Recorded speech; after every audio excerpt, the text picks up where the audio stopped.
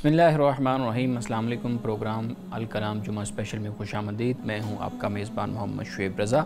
नाज़रीन किराम, प्रोग्राम के पहले हिस्सा में हम सीरतुन नबी सल्लल्लाहु अलैहि वसल्लम के एक बहुत अहम गोशा पे गुफ्तगू करेंगे और दूसरे हिस्सा में कुछ ऐसे सवालात को प्रोग्राम का हिस्सा बनाएंगे जो हमारे यहाँ बहुत ज़्यादा मौज़ूए बहस जिनको बनाया जाता है। हस्ब साबिक हमारे साथ शरीक गुफ्तगू हैं जनाब मोहम्मद अमानत रसूल साहब। अमानत साहब, बहुत शुक्रिया आपके वक्त का। मेरी मुआवनत के लिए मौजूद हैं जनाब मैडम लोरीन साहिबा। Thank you so much ma'am. अमानत साहब, जुमा वाले दिन हम सीरतुन नबी सल्लल्लाहु अलैहि वसल्लम के अहम गोशा पे गुफ्तगू करते हैं। हमारे नाज़रीन के लिए बताइएगा आप किस मौजू पे आज गुफ्तगू करेंगे। बिस्मिल्लाहिर्रहमानिर्रहीम। नाज़रीन किराम, रसूलुल्लाह सल्लल्लाहु अलैहि वसल्लम ने अपने सहाबा को, मुसलमानों को, हम सब को दस्ते सवाल दराज करने से मना फरमाया। यानी मांगना, सवाल करना और अपनी छोटी छोटी ज़रूरतें दूसरों के सामने रखना और उनसे फिर मांगना, आपने इस अमल को पसंद नहीं फरमाया। रसूलुल्लाह सल्लल्लाहु अलैहि वसल्लम का तरीक़ा, आपकी सीरत हमें ये बताती है कि अगर आपसे किसी ने सवाल किया, आपसे मांगा, तो आपने उसको ज़रूर अता फ़रमाया। यानी रसूलुल्लाह की ज़ुबान मुबारक पर कभी ला का लफ्ज़ नहीं आया था। यानी ला से मुराद नहीं, जो मांगने वाला आया तो आपने उसको ज़रूर अता फ़रमाया। लेकिन एक मर्तबा अता फ़रमाया, दूसरी मर्तबा, तीसरी मर्तबा, फिर आप मांगने वाले को नसीहत भी फरमाया करते थे। यानी मिसाल के तौर पर आप देखिए, हज़रत हकीम बिन हिज़ाम कि जो हज़रत खदीजतुल कुबरा रज़ियल्लाहु ताला अन्हा के भतीजे हैं, वो आपकी खिदमत में हाज़िर हुए और आपसे सवाल किया तो आपने पहली दफ़ा उनको अता फ़रमाया, फिर दूसरी दफ़ा उन्होंने मांगा, फिर आपने दिया, तीसरी मर्तबा मांगा तो आपने फिर भी उनको अता फ़रमाया। लेकिन इसके साथ आपने आखिर में उनको नसीहत भी फ़रमा दी और ये नसीहत बहुत अहम है। आपने फ़रमाया कि ये जो माल और दौलत है ये दिल को लुभाता है, यानी ये मीठा है, ये इंसान को पसंद आता है, लेकिन फ़रमाया कि जो शख्स बेनियाज़ी के साथ कबूल करे तो उसको माल के साथ बरकत भी अता होती है।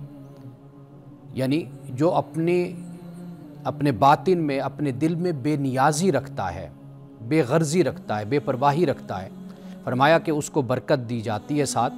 और वो शख्स के जो लालच और हिर्स और तमा के साथ माल को लेता है तो फ़रमाया कि वो बरकत से महरूम कर दिया जाता है। और ये वो शख्स होता है कि इसकी मिसाल ऐसे है कि एक शख्स खाता है लेकिन सैर नहीं होता, यानी उसका पेट नहीं भरता।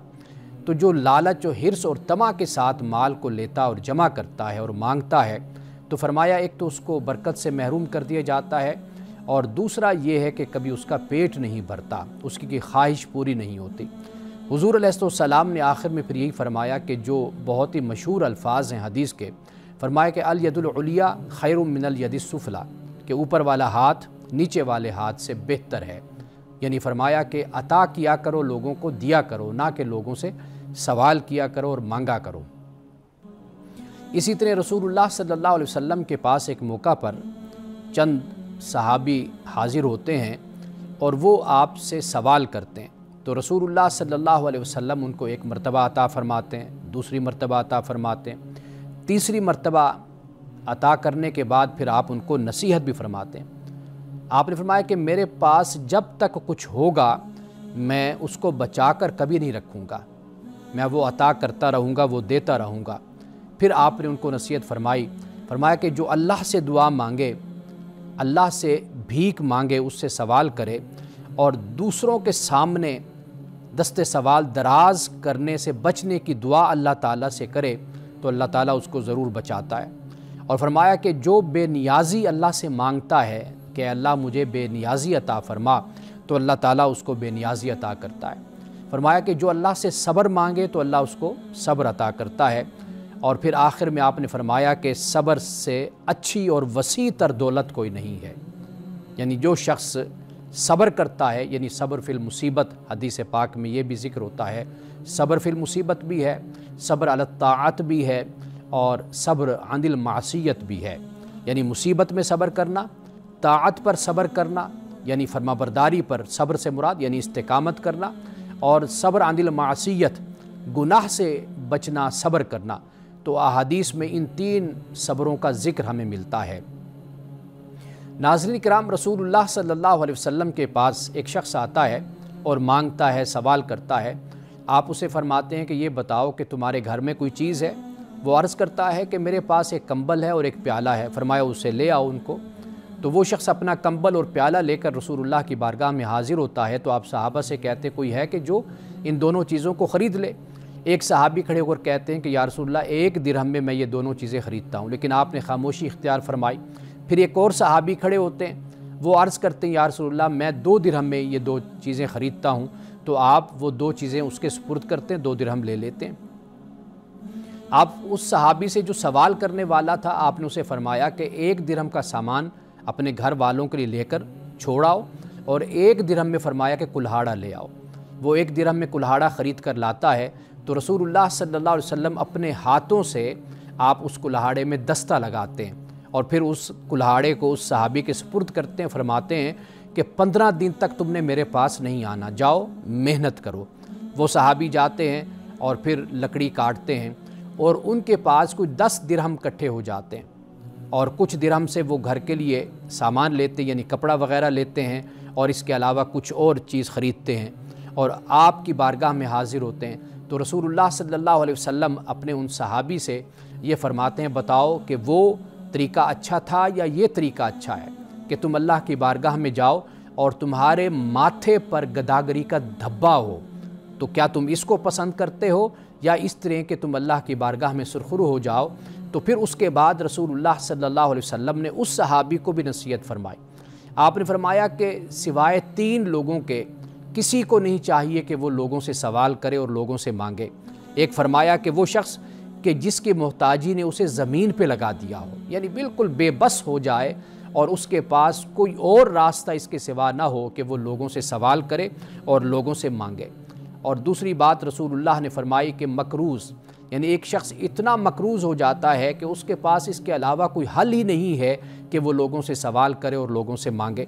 और तीसरी बात फरमाई कि वो शख्स के जिस पर खून बहा है, यानी कत्ल ख़ता में जैसे खून बहा दियत होती है, उसके पास ये वाजिबुल अदा जो रकम है वो नहीं उसके पास, तो फिर वो अगर किसी से सवाल करे तो वो सवाल कर सकता है।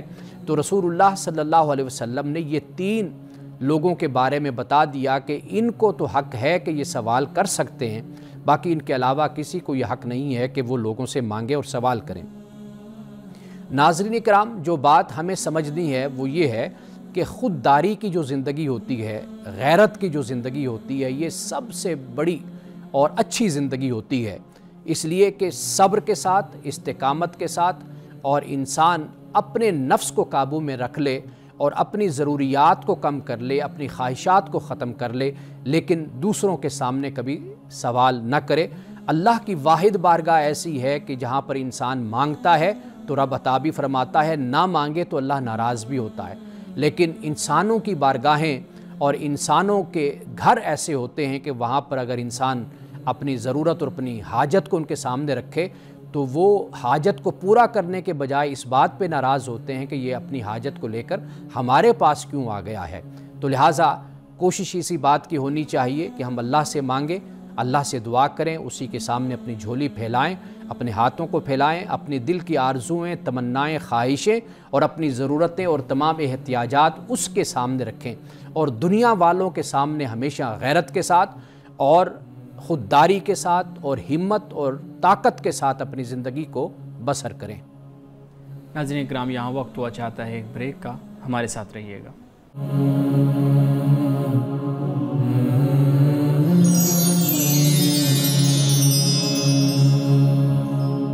वेलकम बैक नाज़रीन। अमान साहब, बहुत शुक्रिया। आप रसूलुल्लाह सल्लल्लाहु अलैहि वसल्लम की सीरत का वो पहलू जो हमारे यहाँ आज इसकी बहुत ज़रूरत है। हम देखते हैं कि हर चौक पे, हर इशारे पे, हर सिग्नल पे हमें इस तरह के मामलात देखने को मिलते हैं और घरों के अंदर जो काम करने वाले होते हैं अफराद, वो भी हमें इसी तरह से चीज़ें हमारे सामने आती हैं।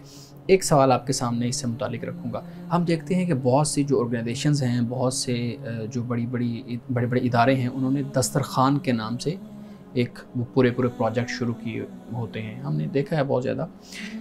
उसी के पैरेलल اگر جو آپ نے روایت رسول اللہ صلی اللہ علیہ وسلم کی بیان کی کہ آپ نے اس صحابی کو کلہاڑا خریدنے کا کہا، پھر اس کو 15 دن بعد کہا کہ یہ محنت کر کے آؤ، تو یہ ہم دیکھتے ہیں کہ اگر 4 ماہ 5 ماہ کا ایک کورس ایک اسٹوڈنٹ کو کروا دیا جائے، جتنے پیسے اس کے کھانے پہ لگتے ہیں اتنے کا اس کو ایک کورس، اس کو اسکل، اس کو مہارت دلوا دی جائے تو اس کی آگے والی زندگی زیادہ آسان ہو جاتی ہے۔ تو کیا یہ ہمارے ہاں جو دسترخوان کا جو رجحان ہے، ماحول ہے، اس کی بجائے اسکلز کے لیے مہارتوں کے لیے سینٹرز نہیں کھلنے چاہیے انہی پیسوں سے؟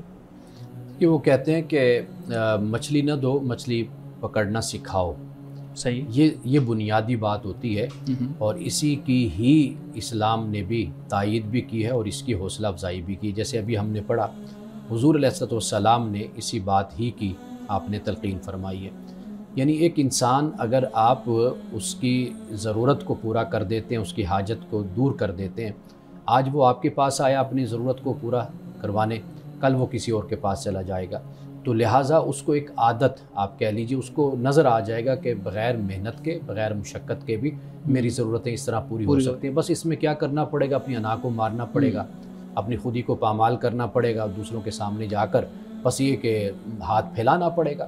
تو جب انسان کا من مر جاتا ہے نا، انا ختم ہو جاتی ہے، تو پھر وہ یہی اس کو آرام دہ زندگی اس کی یہی ہوتی ہے کہ بھئی کہ میں صبح فلاں جگہ کھانا کھا لوں گا، شام کو فلاں جگہ چلا جاؤں گا، بس کھانا تو مجھے مل گیا، باقی تھوڑے بہت پیسے مانگ تانگ کے جو ان سے میں اپنا گزارا کر لوں گا۔ تو یہ جو کلچر ہے دونوں طرح سے تباہ کن ہے۔ ایک تو آپ کو معلوم ہے کہ ہم نے ہمیشہ پروگرام میں اس بات کو بیان کیا کہ انسان محنت کرے۔ بے شک ایک انسان کے پاس کروڑوں روپیہ بھی ہے نا، وہ بھی اس کو بزنس میں لگائے، تجارت میں لگائے، کاروبار میں لگائے، مصروف رہے۔ یہ طریقہ نہ اختیار کرے کہ پیسوں کو کہیں پر لگا دے، پھر اس کے بعد بیٹھا رہے اور مہینے کے بعد وہاں سے انکم آئے، وہ سود کی صورت میں ہو، وہ کسی صورت میں آئے، وہ وہاں بیٹھ کر کھاتا رہے، انسان مزید سہل ہو جاتا ہے، مزید سہل بھی ہوا، اور یہ ناپسندیدہ طریقہ ہے۔ صحیح، یعنی ایک روایت میں پڑھ رہا تھا کہیں پر کہ حضرت موسیٰ علیہ السلام نے اللہ تعالیٰ سے پوچھا کہ تجھے سب سے زیادہ ناپسند بندہ کون لگتا ہے کہ جو تجھے پسند نہیں؟ فرمایا وہ جو محنت نہیں کرتا، بیٹھا رہتا ہے، یعنی اور کوشش نہیں کرتا۔ تو ایسا شخص جو ان سے یہ، اگر آپ ادیان عالم کا مطالعہ کریں، اللہ تعالیٰ کے جو الہامی مذاہب ہیں ان کو دیکھیں، تو آپ کو یہ بات ملتی ہے وہاں پر کہ انسان کی کوشش اور محنت یہ پسند کی گئی ہے۔ تو اس لیے بجائے اس کے کہ لوگوں کو سہل کیا جائے، لوگوں کو سست کیا جائے، لوگوں کے لیے روزگار اس طریقے سے پیدا کیے جائیں کہ اب دیکھیے چائنا نے ترقی کیوں کی ہے۔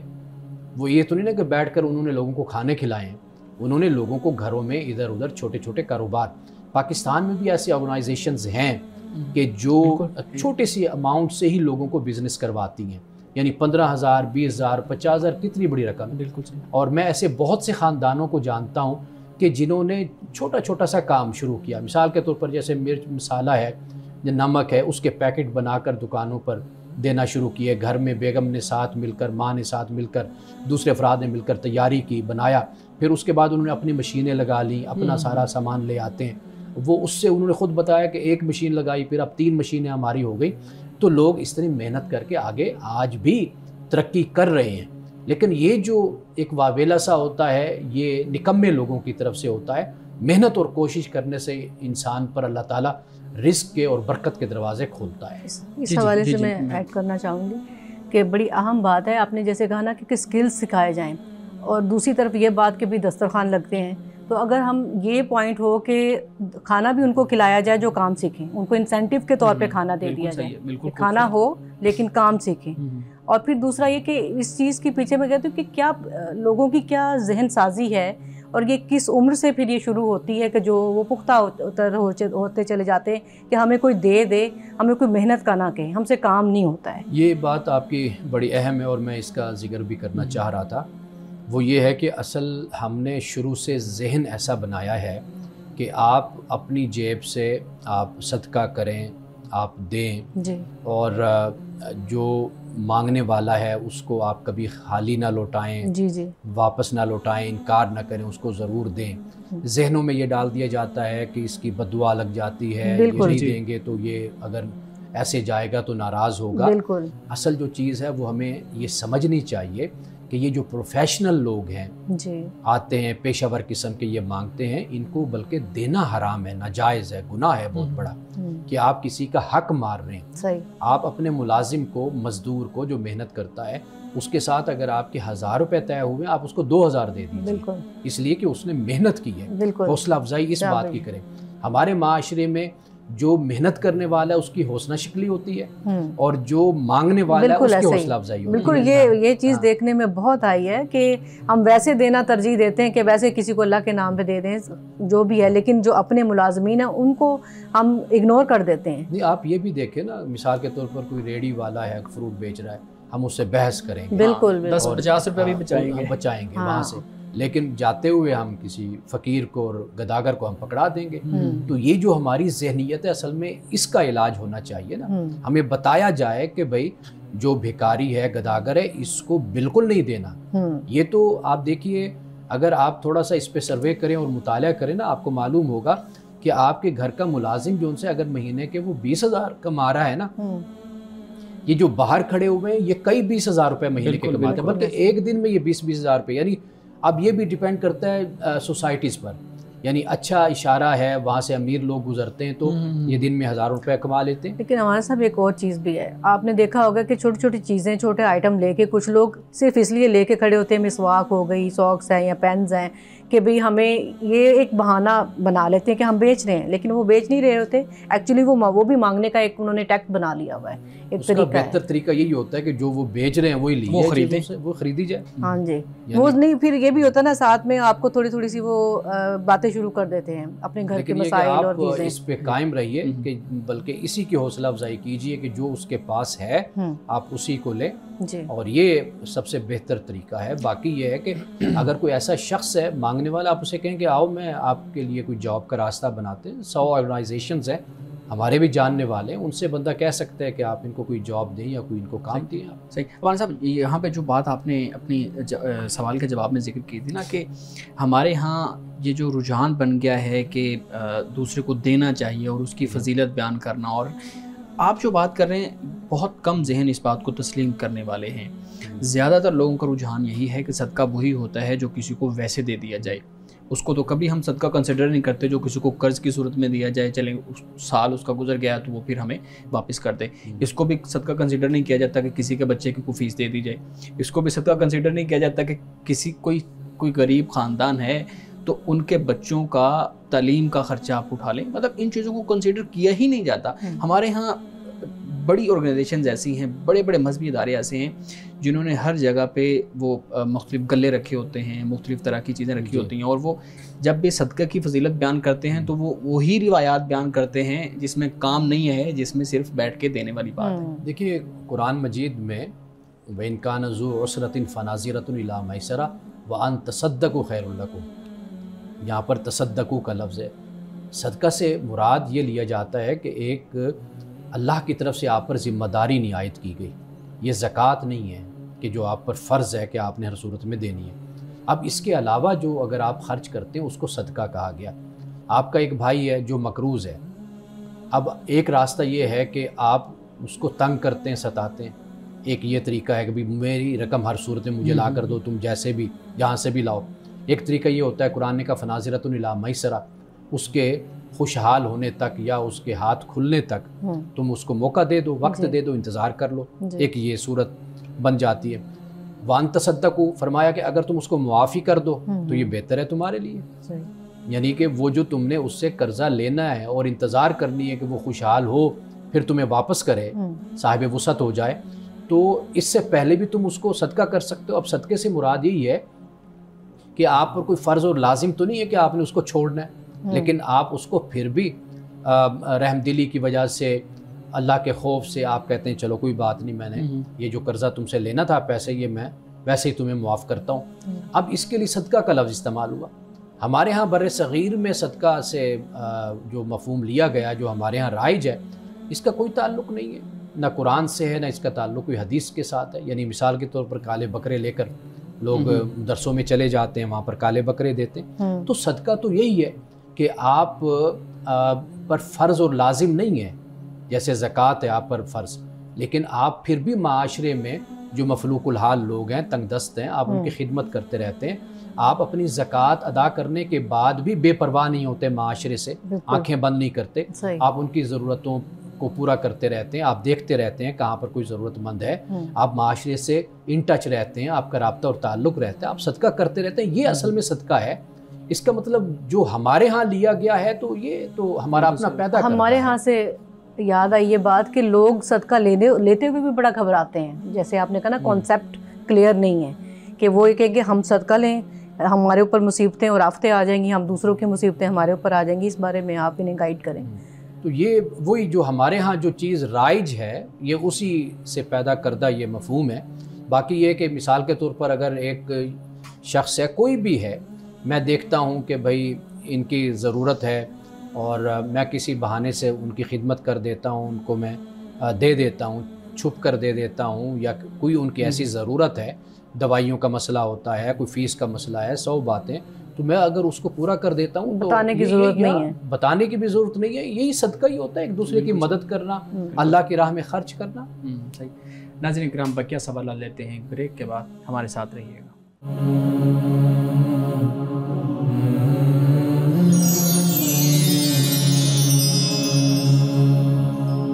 ویلکم بیک ناظرین. امان صاحب، بہت خوبصورت گفتگو چل رہی ہے اور یہ ایک بہت اہم بات ہے جو ہمارے ہاں صدقہ اور خیرات اور ان چیزوں کو لے کے مختلف کانسیپٹس بنائے جاتے ہیں. ہمارے ہاں یہ بھی دیکھا جاتا ہے کہ صدقہ کی جب بات آتی ہے تو ہم اپنے ارد گرد لوگوں کو نہیں دیکھتے. اپنے گھر میں اپنی بہن کے بچے ہیں، بھائیوں کے بچے ہیں، کزنوں کے بچے ہیں، یا اپنے کزنز ہیں، وہ پڑھ رہے ہیں، ان کی فیس نہیں ہے، ان کے مالی معاملات بہت خراب ہیں، ان کے لیے میڈیکل کا اخراجات پورے کرنا مشکل ہے، لیکن ہم نے صدقہ دینا ہوتا ہے تو ہم کسی مدرسے میں جاتے ہیں، ہم کسی خیراتی ادارے میں جاتے ہیں، ہم باقاعدہ طور پہ کسی کو دیتے ہیں.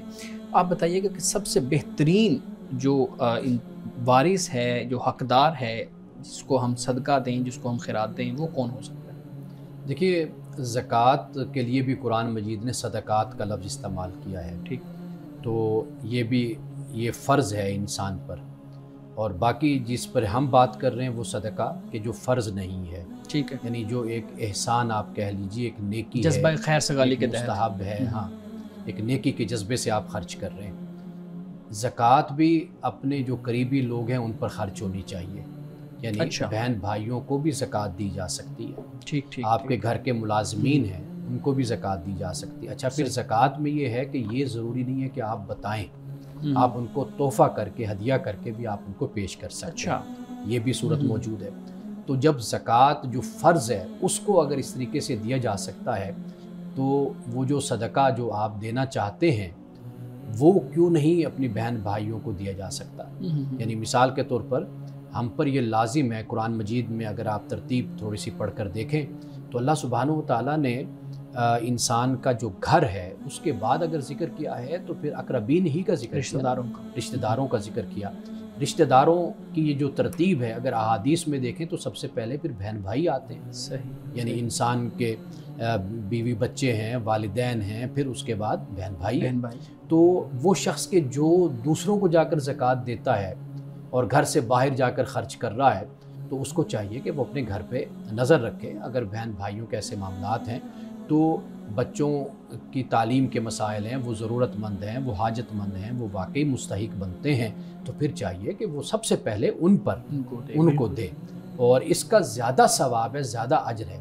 اس کی ایک وجہ یہ ہوتی ہے کہ انسان میں ایک جسے کہہ لیجئے نا کہ ایک جذبہ ایسا ہے کہ وہ نہیں چاہتا کہ بھئی جو میرے قریبی ہیں وہ میرے جیسے ہو جائیں، وہ میرے برابر آ جائیں. وہ ہماری والدہ ایک سرائکی میں کہاوت سنایا کرتی تھی، محاورہ، کہ جو بھائی ہے میرا یہ بے شک جیے لیکن میں جی انس تھی وے، یعنی میرے جیسا نہ ہو جائے. ہاں، یعنی یہ معاملہ جو ان سا ہوتا ہے نا، میں سما نہ تھی وے. تو وہ جو ہوتا ہے کہ ٹھیک ہے بھائی ہے، بہن ہے، جیے، زندہ رہیں، سب کچھ ٹھیک ہے، لیکن میرے جیسے نہ ہوں. یہ جو انسان کے اندر اس طرح کا جذبہ ہوتا ہے، اصل اسلام اس کا علاج کرتا ہے. یہ جو تزکیہ ہے نا، اس لیے قرآن پاک میں والدین کے بعد اقربین کا ذکر آتا ہے کہ آپ نے اپنے والدین کے بعد اپنے بہن بھائیوں کا خیال کرنا ہے. اور وہ شخص کے جو دوسروں کو جا کر اپنے صدقات یا صدقات ہم اپنے معاشرے کے حساب سے لفظ نہیں بول رہے، وہ لفظ جو قرآن اور حدیث میں جو استعمال ہوا، تو جب ہم باہر جا کر خرچ کر رہے ہیں اس کا اتنا ثواب نہیں ہے جتنا پہلا ہماری جو ذمہ داری بنتی ہے، فرض بنتا ہے، وہ یہ بنتے ہے کہ ہم اپنے گھر کا خیال رکھیں، اپنے گھر کے افراد اور ان کا دیکھیں۔ بالکل ٹھیک ہے مولانا صاحب، بہت شکریہ۔ اچھا، آج ایک اور بھی بہت اہم موضوع ہے میڈم، آپ بھی میرے ساتھ اس میں شامل ہو جائیے گا۔ کتاب دوستی کا جو مرتا ہوا رجحان ہے، لوگ کتاب کو چھوڑتے جا رہے ہیں، دور ہوتے جا رہے ہیں، اور ہم دیکھتے ہیں کہ انتظامی طور پہ بھی بہت سی چیزیں ایسی ہیں جو کتاب دوستی کے لیے ہمارے سامنے نہیں آتی۔ تو دنیا کے مختلف ممالک کو ہم دیکھتے ہیں تو وہاں پہ بہت زیادہ رجحان ہے اس چیز کا، پاکستان میں نہیں ہے۔ میں آپ سے پوچھنا یہ چاہوں گا کہ جو کتاب دوستی کا مرتا ہوا رجحان ہے، اس سے ہمارے معاشرے کو، ہماری آنے والی نسل کو، اور یہ موجودہ نسل ہے، اس کو کیا نقصان ہو سکتا ہے؟ دیکھیے، کتاب در حقیقت آپ جس زمانے میں نہیں رہتے نا، آپ کو کتاب اس زمانے میں لے کر جاتی ہے۔ ٹھیک، آپ جن مشکلات میں گھرے ہوتے ہیں ان مشکلات کا حل آپ کو کتاب بتاتی ہے۔ آپ ماضی دیکھ لیں یا آپ مستقبل کو دیکھ لیں، ان دونوں کو اگر آپ کو کوئی چیز شناسا کرتی ہے، روشناس کراتی ہے، تو وہ آپ کو کتاب کراتی ہے۔ بالکل صحیح۔ وہ قوم، وہ نسل، وہ لوگ کہ جو کتاب سے بالکل کٹ جاتے ہیں، تو وہ گویا کہ نہ ان کا کوئی ماضی ہوتا ہے، نہ ان کا کوئی مستقبل ہوتا ہے۔ انسان تشکیل دیتا ہے اپنے مستقبل کو اپنے ماضی اور اپنے حال سے، یعنی جب وہ اقوام کو پڑھتا ہے، دنیا کو پڑھتا ہے، علم حاصل کرتا ہے، وہ دیکھتا ہے کہ فلاں قوم نے زندگی کیسے گزاری تھی، ان کا معاشرت، ان کی معیشت، ان کی سیاست، ان کی حکومت، ان کا طرز زندگی، اس سے انسان بہت کچھ سیکھتا اور آگے بڑھتا ہے۔ تو اگر کتاب سے تعلق کمزور ہوتا چلا جائے تو پھر اس قوم کا کوئی مستقبل نہیں ہوتا۔ ہمارے ہاں جو اصل جو وجہ ہے وہ یہ ہے کہ جو تعمیری اور مثبت اور علمی سرگرمیاں ہوتی ہیں نا، ان کو پروان چڑھانے والا اور ان کی سرپرستی کرنے والا وہ ہمارے معاشرے میں بہت کم لوگ ہو گئے ہیں۔ سب سے بڑا مسئلہ ہمارے ہاں یہ پیدا ہوا ہے۔ یعنی مثال کے طور پر آپ دیکھیے کہ وہ لوگ کہ جن کا کتاب سے تعلق اب ہونا چاہیے، ان کا تعلق بھی کتاب سے بہت کمزور ہو گیا۔ بالکل، یعنی آپ اپنی مزاح نگاری کو دیکھ لیجئے، ادب میں آپ دیکھ لیجئے، یعنی آپ اب ٹیلی ویژن کو دیکھتے ہیں، آپ کو شو نظر آتے ہیں، آپ دیکھیے اس میں پھکڑ پن جس کو ہم کہتے ہیں، اس کے سوا کچھ بھی مزاح میں آپ کو نظر نہیں آتا۔ یعنی مزاح میں بھی سنجیدگی ہوتی ہے، ایک معیار ہوتا ہے، ایک اس کے اندر گہرائی ہوتی ہے، وسعت ہوتی ہے۔ آپ کو وہ مزاح میں بھی وہ چیز نظر نہیں آتی جو آپ کو ماضی میں، یعنی مزاح بھی آپ کو سکھاتا ہے، مزاح بہت کچھ سکھاتا ہے۔ اسی طرح مثال کے طور پر آپ کسی بھی صنف کو، ادب کی آپ لے لیجئے، آپ اس سے بہت کچھ حاصل کرتے ہیں۔ مثال کے طور پر پوئٹری ہے، شاعری ہے، آپ اس سے بھی بہت کچھ، لیکن آپ دیکھیں گے کہ اس وقت جو ہم جس زمانے میں رہ رہے ہیں، آپ کو ہر چیز اپنا وجود رکھتی ہوئی نظر آئے گی، لیکن آپ کو اس میں معیار کوئی نظر نہیں آئے گا۔ مثال کے طور پر آپ شاعری کی طرف چلے جائیے، اب جس طرح کے شاعر آپ کو بالکل صحیح نظر آتے ہیں، آپ کو ملتے ہیں، آپ دیکھ لیجئے کہ ان کی شاعری، ان کا کلام وہ کس معیار کا ہے۔ اچھا، اسی طرح آپ جس طرف بھی جائیں گے، مثال کے طور پر آپ اداکاری کی طرف چلے جائیے، آپ اپنے ڈراموں کی طرف چلے جائیے۔ ایک وقت تھا کہ جو اسٹیج ڈرامے ہوتے تھے، وہ اس پر امتیاز علی تاج صاحب جیسے لوگ جو ان سے بڑے بڑے لکھاری اور رائٹر، اور ان کے ڈرامے جو ان سے تھے وہ دکھائے جاتے تھے، تمثیل کی جاتی تھی۔ اب آپ وہ بھی دیکھ لیجئے کہ وہ کہاں پہ آپ کو چیز نظر آتی ہے۔ تو ایسا لگتا ہے کہ کتاب سے جو تعلق ہمارا کمزور ہوا، اس نے ہمارے معاشرے میں ہر چیز کو غیر معیاری بنا کر رکھ دیا ہے، اور لوگوں کا تعلق جب تک کتاب سے نہیں قائم ہوگا تب تک کسی بھی شعبے میں آپ کہیے، خاص طور پر ادب میں اور علم میں، آپ کو وہ معیار نظر نہیں آئے گا۔ بالکل ٹھیک ہے، بالکل ٹھیک ہے۔ ناظرین کرام، یہاں وقت ہوا چاہتا ہے ایک بریک کا، ہمارے ساتھ رہیے۔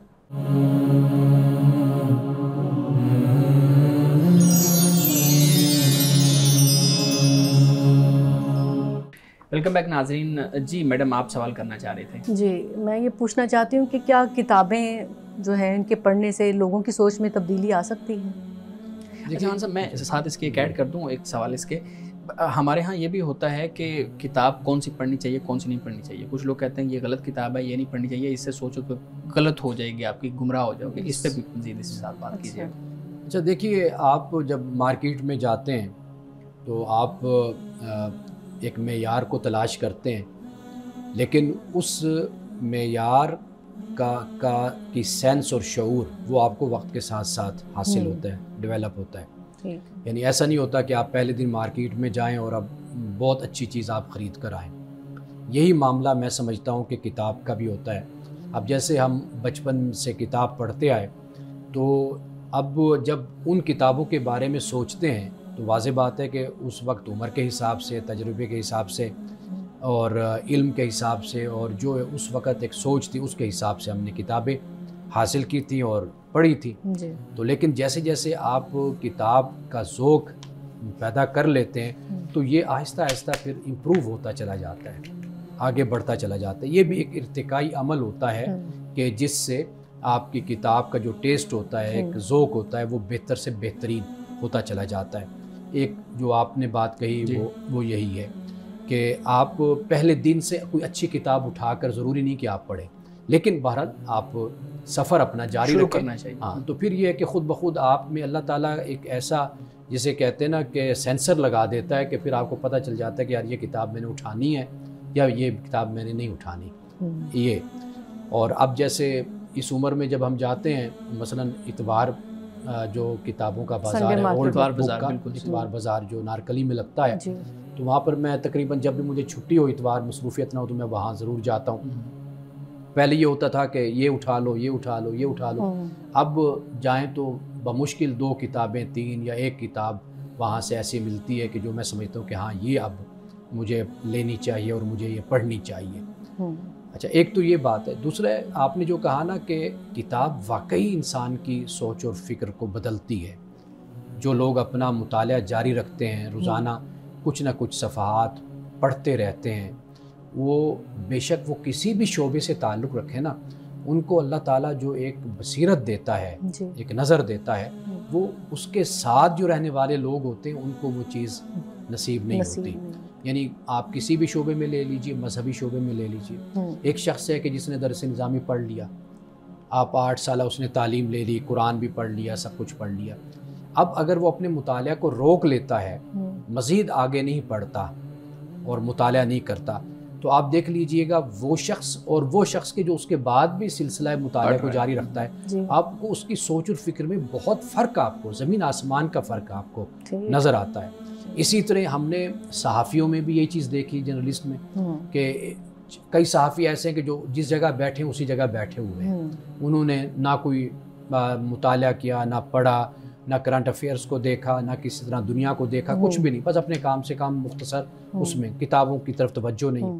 وہ صحافی کے جنہوں نے کتابوں کا مطالعہ کیا، اب یہ مطالعہ ہی تو ہے کہ جس بنیاد پر آپ کوئی رائے قائم کرتے ہیں، یہی مطالعہ ہوتا ہے کہ جس کی وجہ سے آپ تبصرہ کرتے ہیں، آپ کو یعنی مختلف قسم کی جو اینگلز ہوتے ہیں وہ آپ کے سامنے ہوتے ہیں، مختلف پہلو ہوتے ہیں۔ یہ صرف اور صرف کتاب ہی ہے کہ جو آپ کو اتنی وسعت اور اتنی گہرائی آپ کو عطا کرتی ہے۔ 2 چیزیں میرے ذہن میں اس حوالے سے ہیں۔ ایک تو یہ کہ جو ہمارے لیڈرز ہیں وہ چاہے کسی بھی شعبے سے تعلق رکھتے ہوں، لیکن وہ مطلب ایک اہم ان کے پاس مرکزیت ہوتی ہے، لیڈر ہوتے ہیں، جب وہ گفتگو کرتے ہیں لوگ انہیں سنتے ہیں، تو ایسے لوگوں کو کتابوں کے ساتھ زیادہ یعنی کہ ان ٹچ ہونے کی ضرورت ہے بنسبت ایک عام پرسن کے، کیونکہ لوگ ان سے انسپائر ہوتے ہیں، ان سے انسپیریشن لیتے ہیں، اور پھر جب وہ کتابوں کے حوالے دیں گے، کتابوں کے اندر کیا چیز بیان کی گئی ہے وہ چیز ان کی گفتگو سے نظر آئے گی، تو لوگ بھی آٹومیٹکلی پھر اٹریکٹ ہوتے ہیں۔ دیکھیے ایک عام آدمی جو ہے نا، اس سے زیادہ اثر ہوتا ہے اس کا کہ جو صف اول کے لوگ ہوتے ہیں، جی میں اسی طرف جو کسی منصب پہ مثال کے طور پر سیاست میں ہیں یا مذہب میں ہیں، جی بالکل، یا صحافت میں ہیں، یا کسی بھی شعبہ تعلیم سے جڑے ہوئے ہیں، کسی بھی شعبے میں ہیں، یعنی مثال کے طور پر اگر سیاستدانوں کی ہم بات کریں، اگر ان کو مطالعہ کی عادت ہو، یہ پڑھیں، تو یہ قوم کی بہت بہتر طریقے سے رہنمائی کر سکتے ہیں۔ ورنہ ہوتا کیا ہے کہ جب مطالعہ نہیں ہے، آپ نے بولنا ہے تو بولنے کے میں آپ کو نالج چاہیے، علم چاہیے۔ جب آپ کے پاس علم نہیں ہوگا، نالج نہیں ہوگا، پھر آپ کیا کریں گے؟ واضح بات ہے کہ پھر آپ وہ ٹائم تو پورا کریں گے، اب اس ٹائم کو پورا کرنے میں پھر آپ کوالٹی پر کمپرومائز کر جاتے ہیں، آپ اپنی زبان کے معیار کو گرا دیتے ہیں، پھر آپ ایسے کرتے ہیں کہ گراوٹ اور پستی پر اتر آتے ہیں، پھر آپ کی زبان ایک ایسی ہو جاتی ہے جیسے تھڑے باز کی زبان ہوتی ہے، जैसे यानी वो बंदा के जिसको कोई इस्तिलाहात हमारी बदल जाती हैं, रवैये बदल जाते हैं। मतलब ये कि जो लीडर्स हैं वो चाहे मजहबी हों, चाहे वो सियासी हों, चाहे किसी भी शोबे से हो, अगर वो मुताला के साथ, किताब के साथ दोस्ती रखते हैं तो वो जितना भी बोलेंगे वो बहुत ही काम का और मेयार का होगा और उससे लोगों को ज़्यादा सबक हासिल होगा। फिर एक जो लिटरेरी ज़ुबान हमारी बुक्स में इस्तेमाल हुई होती है, हम चाहते ना चाहते हुए हमारे लाशऊर में वो चीज़ें जारी होती हैं। हमारी गुफ्तगू का अंदाज़, हमारे अल्फाज का चुनाव, हमारी वोकैबलरी, हमारा उसमें तहम्मुल, ये चीज़ें बुर्दबारी हमारी गुफ्तगू में फिर नज़र आएगी, जो कि यानी एक शाइस्तापन नज़र आना चाहिए। वाला साहब, यहाँ पे मैं एक जल्दी मुख्तसर एक सवाल आपके सामने रखता हूँ। हमारे यहाँ जो किताब दोस्ती का रुझान है वो कम भी होता जा रहा है और उस पर कुछ ऐसे मामलात भी हमारे सामने आते हैं जिसकी वजह से वो रुझान हमें मज़ीद मरता हुआ नज़र आता है। बहुत से आपके नज़र से भी गुजरी होंगी चीज़ें। हमारे यहाँ बुक फेयर कम होते हैं, हमारे यहाँ बाकी चीज़ें कम होती हैं। आप बताइएगा कि इंतज़ामी तौर पे हम इन चीज़ों को कैसे डील करें? देखिए, ये काम उस वक़्त तक नहीं हो सकता जब तक एक तो सरकारी सरपरस्ती वो ना हो। यानी चूँकि रियासत के पास, हुकूमत के पास वसाइल होते हैं और उन वसाइल को अगर तालीम की तरफ और इल्म की तरफ और इन चीज़ों की तरफ अगर इस्तेमाल किया जाए तो उससे एक कल्चर रिवाज पाता है। आप जब ये देखिए कि हमारी ब्यूरोक्रेसी में और इसके अलावा जो लोग बड़े ओहदों पर फाइज होते हैं, जब वो इल्म दोस्त होते हैं ना, आप देखिए कि हमारे यहाँ एक कल्चर पैदा होना शुरू हो जाता है। हमें पता चलता है कि फ़लाँ शोबे में और फ़लाँ जगह पर एक साहिब आए हैं और वो बड़े इल्म दोस्त हैं, वो शायर हैं, वो अदीब हैं और वो बड़े स्कॉलर हैं, बड़े मुताले का शौक़ रखते हैं किताबों का। आप देखिए कि उनके आने से माहौल बिल्कुल बदल जाता है, उनके पास वसाइल होते हैं। इसके अलावा जो दूसरा नंबर पर हो जाता है वो हो जाता है अहले दानिश का। मिसाल के तौर पर आप देखिए कि हमारा इदारा है, हम इदारा फ़िक्र जदीद के प्लेटफॉर्म से इस तरह की एक्टिविटीज़ करते हैं, किताबें भी शाये करते हैं। और अभी आप देखिए अलीगढ़ यूनिवर्सिटी से जो स्कॉलर हमारे पास इस हफ़्ते को आ रहे हैं, 21 तारीख को आ रहे हैं, दिसंबर की 21 तारीख को 3 बजे उनकी गुफ्तगू भी है।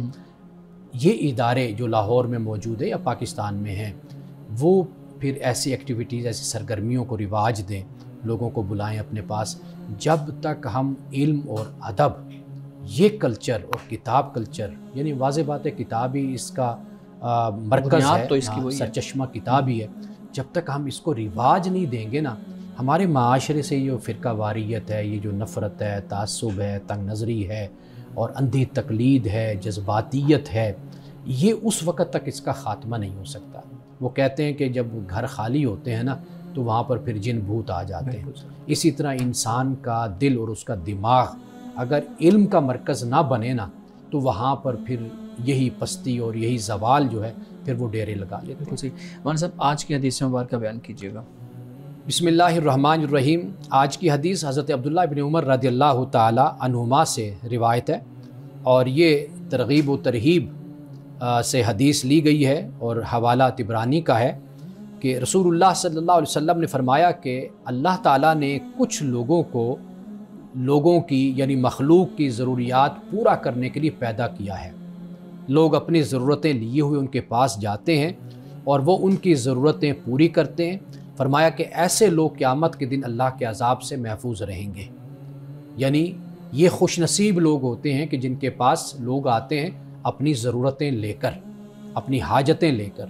इसलिए रसूलुल्लाह ने फरमाया कि जब तुम किसी को अपनी ज़कात देते हो, यानी किसी की मदद करते हो, सदका देते हो, खैरात करते हो, तो फरमाया कि तुम उसके एहसानमंद रहो, एहसानमंद उसके बनो। क्यों? इसलिए कि उसने तुम्हारी ज़कात को, तुम्हारे सदका और खैरात को लिया है। तो गोया कि ये आपका इरशाद हमें ये बताता है कि अगर कोई हमारे पास आता है अपनी हाजत और ज़रूरत लेकर, तो आपको इस पर फ़ख्र करना चाहिए और आपको शुक्र अदा करना चाहिए कि एक तो अल्लाह ने आपको देने वाला बनाया और दूसरे नंबर पर आपके पास एक शख्स अपनी ज़रूरत लेकर आया, तो गोया कि अल्लाह ने आपका इंतखाब किया कि आप अपने मुसलमान भाई या किसी भी इंसान की ज़रूरत को आप पूरा करें। नाज़रीन इकराम, इस दुआ के साथ अपने प्रोग्राम का इख्तिताम करेंगे। अल्लाह रब्बुल इज़्ज़त हुस्न कलाम और तासीर कलाम अता फ़रमाए। ہماری زبان کی گروں کو کھول دے اور سننے والوں تک خیر کا پیغام پہنچے۔ اجازت دیجیے، خدا حافظ۔